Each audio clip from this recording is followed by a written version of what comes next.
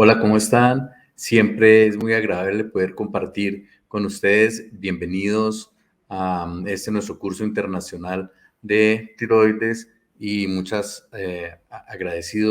agradecido porque ustedes dediquen su tiempo y a la FUNCOES y a la Asociación de Endocrinología y el doctor Yupanqui liderando este congreso. Recordemos solamente que vamos a hablar del microcarcinoma de tiroides, aunque todos los carcinomas de tiroides se manifiestan básicamente por lo que es un nódulo tiroideo como manifestación principal. Y que teníamos como gran enseñanza del doctor Mazzaferri que todos los pacientes se trabajan con cirugía, con supresión de TSH indefinida y con unas dosis altas de yodo, y eso fue como una fórmula para un ponqué, pero que a medida que hemos conocido más de las características de la enfermedad, hemos podido cambiar también los tratamientos y que si en algún momento no cambia mucho la mortalidad, el riesgo de recurrencia va cambiando de estos carcinomas de tiroides desde muy altos, en los cuales la recurrencia es 85 o más por ciento, hasta muy bajo, en los cuales el riesgo es mucho menos del 2%. Pues bien, estos microcarcinomas de tiroides son los que clasificamos por la clasificación de TNM de 2017 como T1A, aquel tumor que crece y llega a medir menos o igual a 1 centímetro. Y por las características y la clasificación ya que tenemos la gráfica de la Asociación de Tiroides de Estados Unidos, en la cual este microcarcinoma le da un muy bajo riesgo de recaída. Aquí de para abajo, menos del 1% de recaída hasta tener riesgos de recaída que pueden ser muy altos. Y entonces, recordando el flujograma de ESMO, en lo cual bloqueamos el resto, que son los altos riesgos o riesgos intermedios, y se promueve ya un tipo de tratamiento que puede ser desde vigilancia activa hasta cirugía completa o lobectomía para aquellos pacientes que tienen un carcinoma muy pequeño y de bajo riesgo de tiroides, en los cuales deben tener algunas características. Primero, que no tengan esa antecedente de radioterapia cervical, que no tengan historia familiar de cáncer, que no haya una evidencia de compromiso de órganos vitales, que no tenga hallazgos de riesgo, y ellos dicen siempre que fuera unifocal sin compromiso extratiroideo. Y entonces nos llegamos a una gran duda en cuanto a cómo tenemos que balancear qué podemos ofrecerle a nuestros pacientes, si desde vigilancia, lo que llaman vigilancia activa, o hasta evitar el sobretratamiento de esos pacientes por todos aquellos tratamientos que no se necesiten con efectos secundarios, lo va a tener, o poner en el otro riesgo, que es que un paciente con estos pueda progresar su tumor. Pues bien, la incidencia de estos tipos de tumores, pues nosotros sabemos que ha aumentado en el tiempo y que no tenemos todavía exactamente muy claro, pero no es únicamente una sola causa. Hay claro que más sospecha del médico, hay mejor entrenamiento, hay mejor uso de exámenes diagnósticos como la ecografía, y hay mucho más exámenes para otros tipos de enfermedades que los llevan a diagnósticos incidentales, pero que a pesar de ello, entonces, la sobrevida específica para la causa y la sobrevida total, pues no ha cambiado mucho, y no se aumenta mucho a no tenerla, a menos que cuando se haga el diagnóstico de la enfermedad yo tenga ya compromiso a distancia.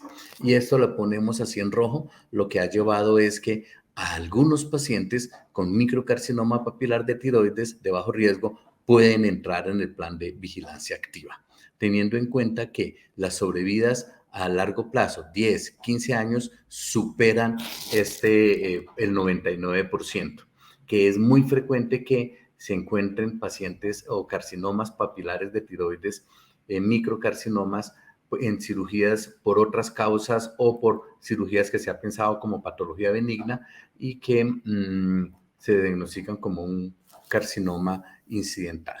Solo para mostrar aquí una de las bibliografías que es del doctor Saravana, en lo cual ya él desde hace 2 años pues nos mencionó una bibliografía del doctor Sanabria, que es un cirujano excelente, profesor de cirugía de cabeza y cuello, que está amigo y que está en la ciudad de Medellín. Pero él nos mostró entonces, haciendo como los metaanálisis, que en carcinomas de bajo riesgo, ¿no es cierto?, la evolución de la enfermedad era una enfermedad muy estable, que solo el 4% muestra crecimiento, que solo el 1% desarrolla compromiso ganglionar, entonces, y mucho menos el 0.04% desarrolla enfermedad metastásica. Aquí hay 2 puntos. El primero es de la tranquilidad acerca de la evolución de esta enfermedad ya en los metaanálisis realizados, pero que tampoco ese riesgo es cero. O sea, quiero que nos quede como para materia para llevar a casa, que si nosotros tomamos una conducta, nunca debemos dejar de pensar que el riesgo igual, aunque sea mínimo, pudiera en un momento determinado el paciente comportarse de una forma diferente. Y ese es un ejemplo de una paciente de 78 años, controlada por enfermedad coronaria, hizo una ACV que la dejó en silla de ruedas, y documentación incidental por el riesgo de enfermedad embólica, con una eco al hacer un Doppler carotidio, que un nódulo tiroideo derecho, con algunos hallazgos de riesgo, y se le hace una biopsia, y la biopsia es diagnóstica de carcinoma papilar de tiroides. Medía 5 milímetros por las características, la edad, pero sobre todo por el compromiso sistémico y la capacidad funcional de ella. Se le propuso seguimiento, se hace un seguimiento ecográfico 6 meses después, 1 año después, y la paciente no muestra un crecimiento de este nódulo. La paciente fallece en el 2021 por su enfermedad coronaria. Y pues ahí se pudo ver que la evolución, que llevaba más de 2 años, no había progresado esta enfermedad. Entonces nos debatimos entre qué le podemos hacer a estos pacientes con microcarcinoma, si vigilancia activa o cirugía, o hacerle otros tipos de tratamiento. Esclerosis no tenemos evidencia de ello, pero sí otras, y tenemos muy poca con láser, pero sí por lo menos radioablación como terapia alterna a la cirugía. Y esto era lo que hacíamos antes, y que por eso siempre traigo esta diapositiva, que ya lleva 12 o 13 años, en los cuales el tratamiento quirúrgico implicaba tiroidectomía total con vaciamiento central, a menos que el paciente tuviera microcarcinoma, que era del menos de 1 centímetro, y ellos ya discutían acerca de si para lesiones también de 2 centímetros o menos. Y pues estos son otros casos en los cuales se dejan pacientes con lesiones muy pequeñas, y que por el otro lado la parte estética también es muy confiable si uno necesita llevar a cirugía. En estos estudios, entonces, por ejemplo, en el del doctor Liu, que cuál es esta manifestación y qué es lo que pasa con estos pacientes. Lo que se pudo ver es que la adherencia podía ser muy buena, que muy poquitos pacientes de los que entran en seguimiento del carcinoma como vigilancia activa, esos pacientes cambian. Ese es un punto que también tenemos nosotros a tener en cuenta siempre. Un paciente tiene la libertad de decidir cambiar de opinión, y en ese momento el paciente pudiera llevarse a cirugía. Sin embargo, la parte más importante aquí es que el paciente tenga una muy buena red de apoyo, una comunicación constante con su médico que le esté siguiendo. Es como lo más importante que nosotros debemos tener allí. Y a la luz de ello, uno puede ver que las lesiones no se aumentan casi de tamaño, y se aumentan muy poquitico en los seguimientos. Sí es importante saber que nosotros tenemos algunos riesgos para estos carcinomas papilares de tiroides, o inclusive no solamente de recurrencia, sino de mortalidad. En este estudio, que es el del doctor Lee, de 2021, con una revisión de 77,000 pacientes, la conclusión es que si uno tiene compromiso del margen de sección en los pacientes que han sido llevados a cirugía, se correlaciona con un HR de 1.58 con mayor riesgo de mortalidad. Pero él nos hace énfasis en 2 puntos que son importantes, que esto se correlaciona muy bien el mayor número de cirugías y el tratamiento en centros académicos con un menor riesgo de márgenes positivas. Quiere decir que centros muy especializados, que estén siempre dentro del ámbito académico y que realicen muchas cirugías al año, tienen menores riesgos de dejar compromiso macroscópico residual, y esto va a impactar sobre la mortalidad, para que tengamos en cuenta entonces cómo debemos hacer esos seguimientos. Pues bien, en cuanto a las variedades, nosotros sabemos que el carcinoma de tiroides pues tiene muchas variedades. El más frecuente que nosotros estamos hablando aquí es el carcinoma papilar de tiroides, de las cuales el más frecuente es la clásica, pero que de las otras variedades, como por ejemplo la variedad infiltrativa difusa, la variedad de célula alta, las columnares, las células en tachuela o hobnail del inglés, la sólida, la esclerosante difusa, esas son variedades que son de muy alto riesgo y que le implican un mayor riesgo de recaída, a diferencia de las oncocíticas o las, por ejemplo, el Warthin-like y las otras variedades que son mucho más infrecuentes. A la luz de nosotros tener una variedad citológica de riesgo, debemos también proponer nosotros la conducta.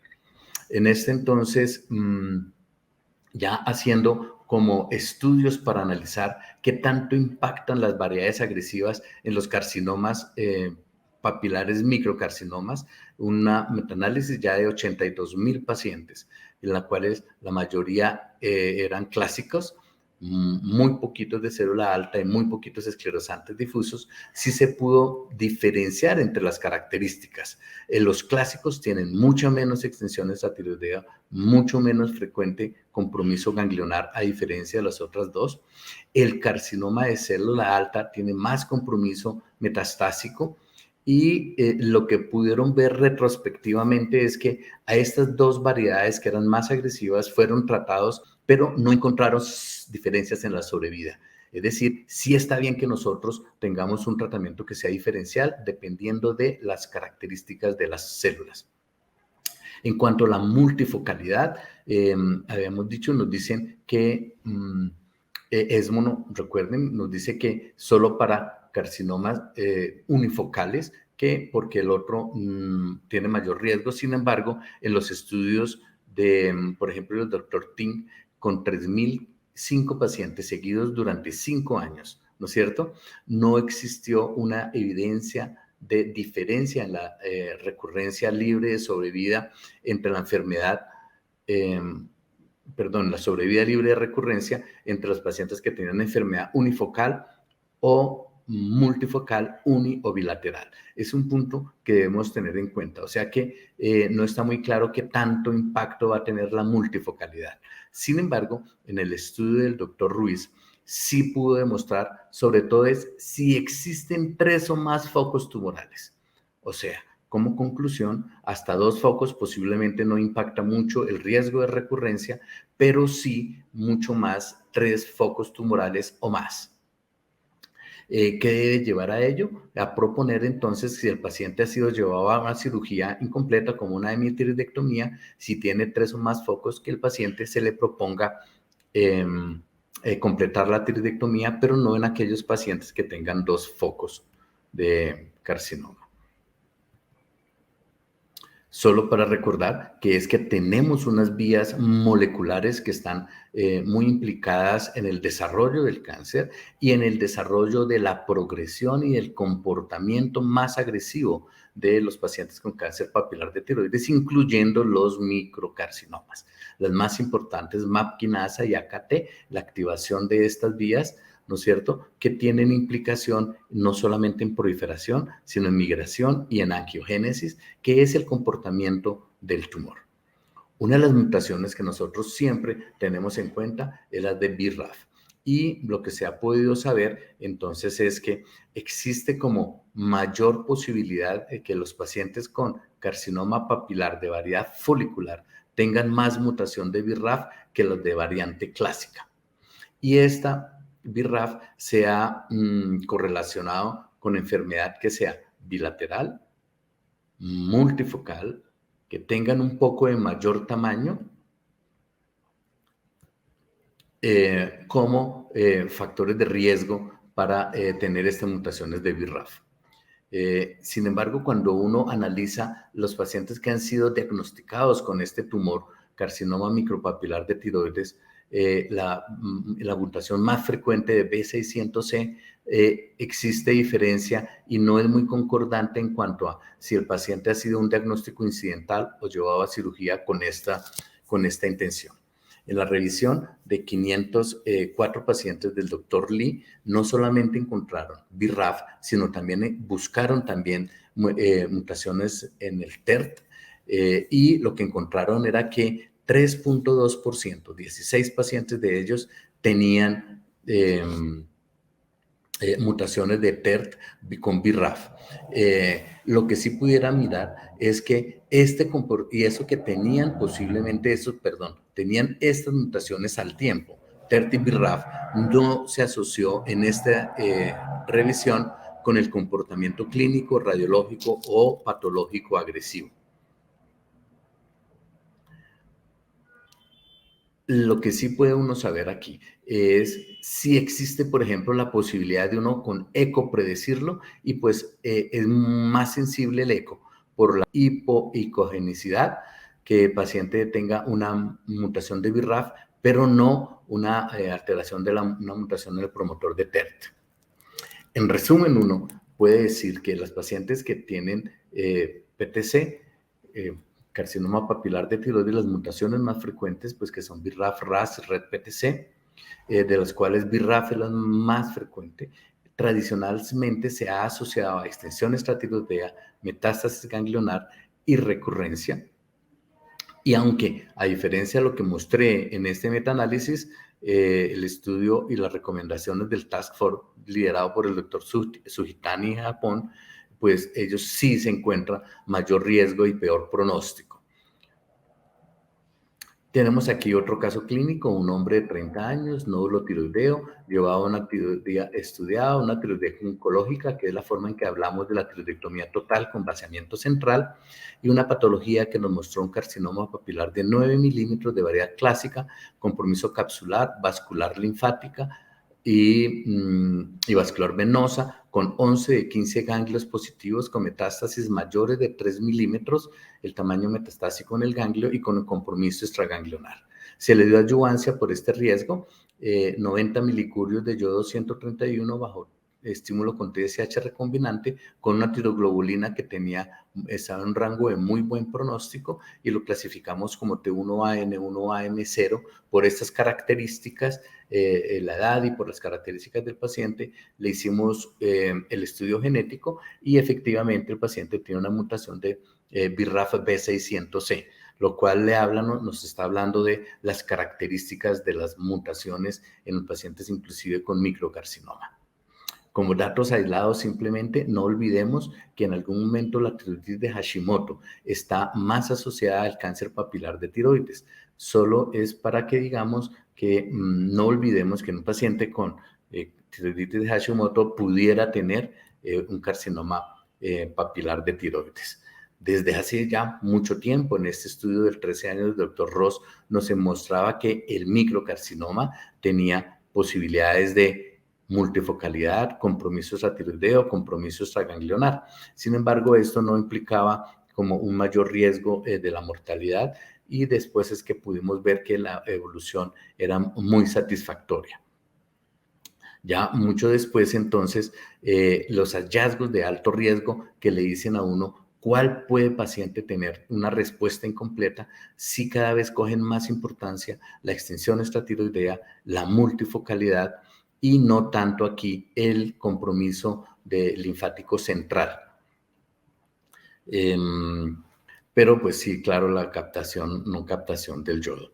En ese estudio, entonces, ya podemos encontrar cuáles son los predictores de compromiso ganglionar central. Ser mujer, la edad que tiene, de 45 años, por eso lo pongo en resaltado de azul, mujeres de 45 años o menores, la presencia de microcalcificaciones, la discontinuidad de la cápsula, la multifocalidad y la extensión extratiroidea.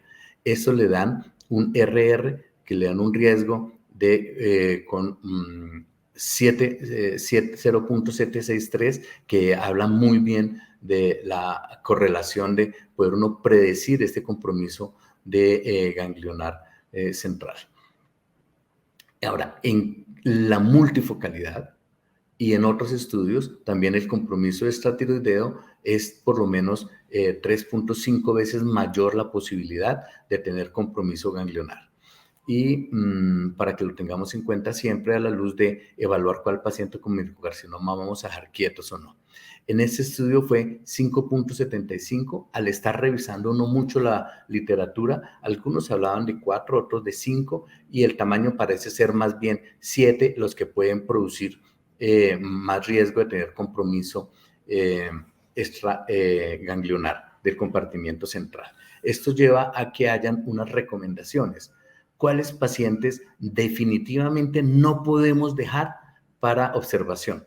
Las que tengan evidencia clínica de metástasis a distancia o compromiso ganglionar, los que tengan invasión evidente de la parálisis del nervio laríngeo recurrente o de la tráquea, o sea, los síntomas son importantes, que la variedad citológica sea agresiva, los que estén muy invadiendo, o la edad, porque no tenemos evidencia que pacientes menores de 20 años pueda tenerse la misma conducta.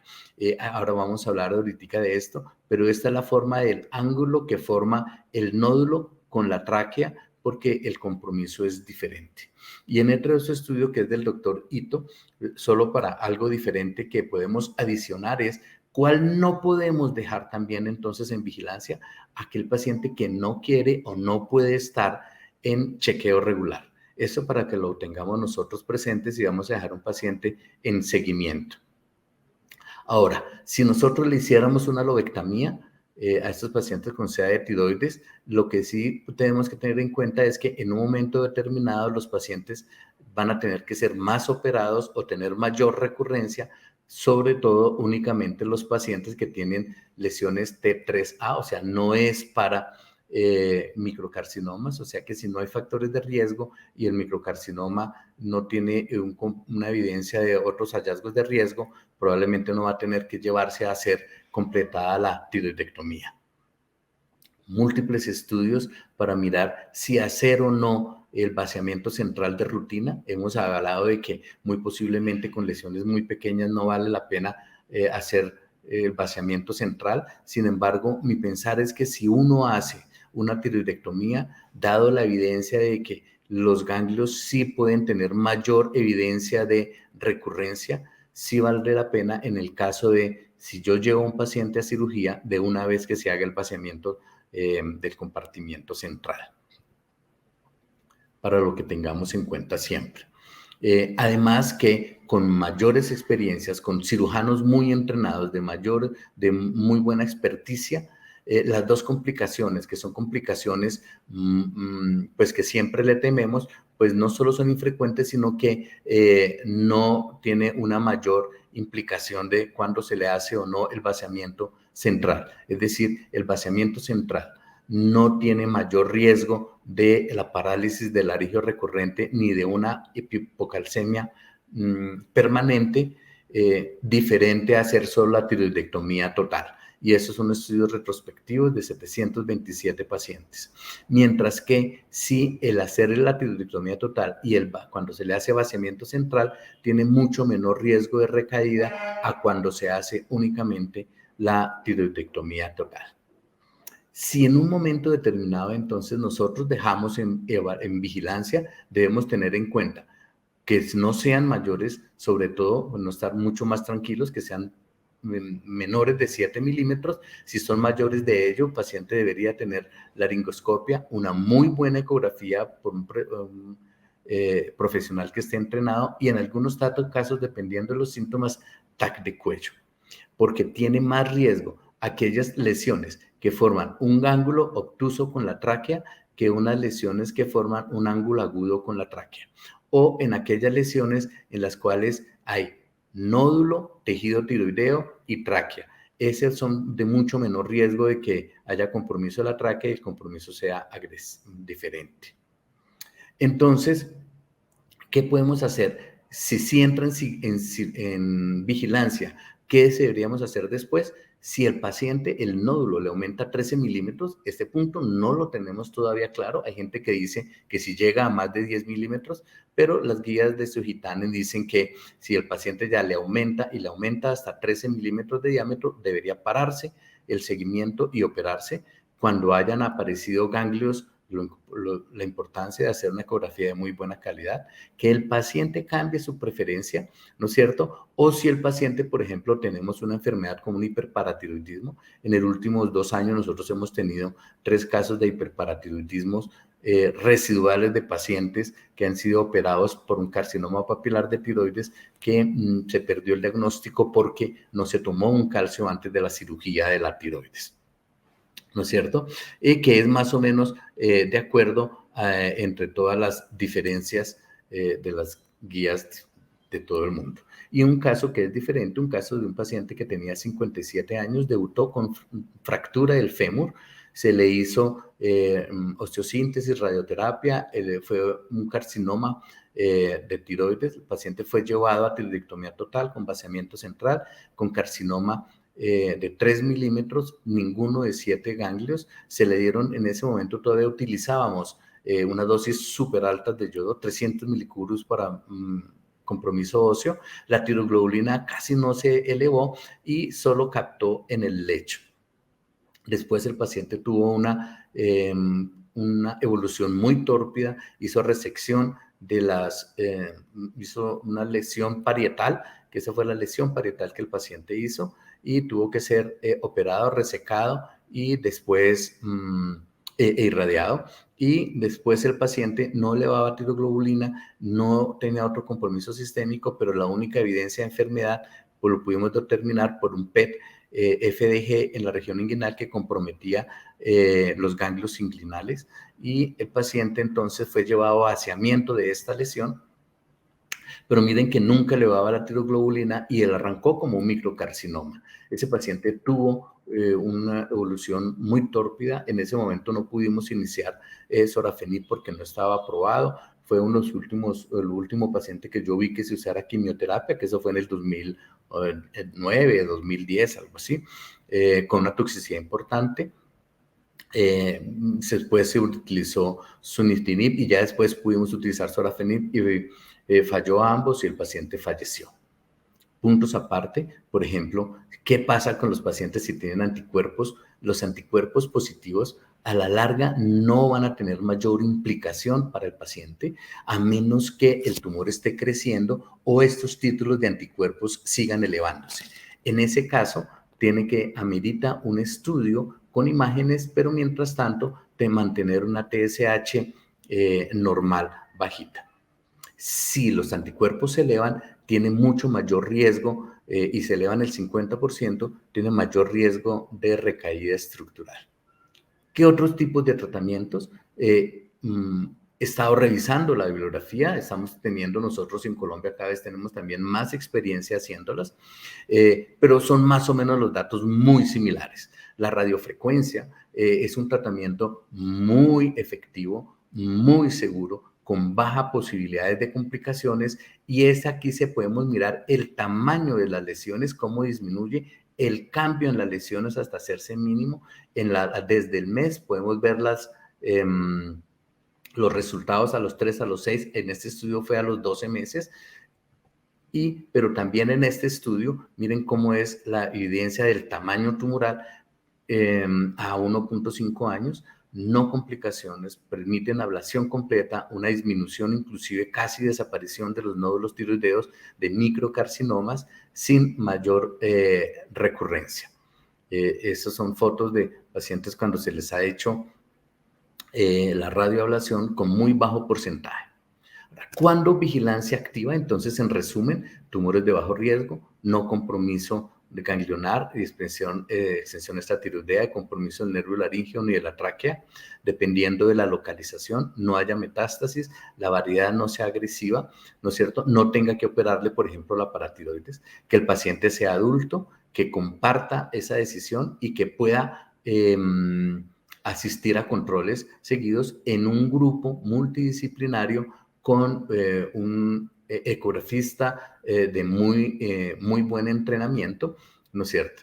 Y entonces, si yo entro un paciente a vigilancia, ¿cada cuánto lo debo ver? Cada 6 meses, mínimo por 2 años, y si hay estabilidad, luego cada año.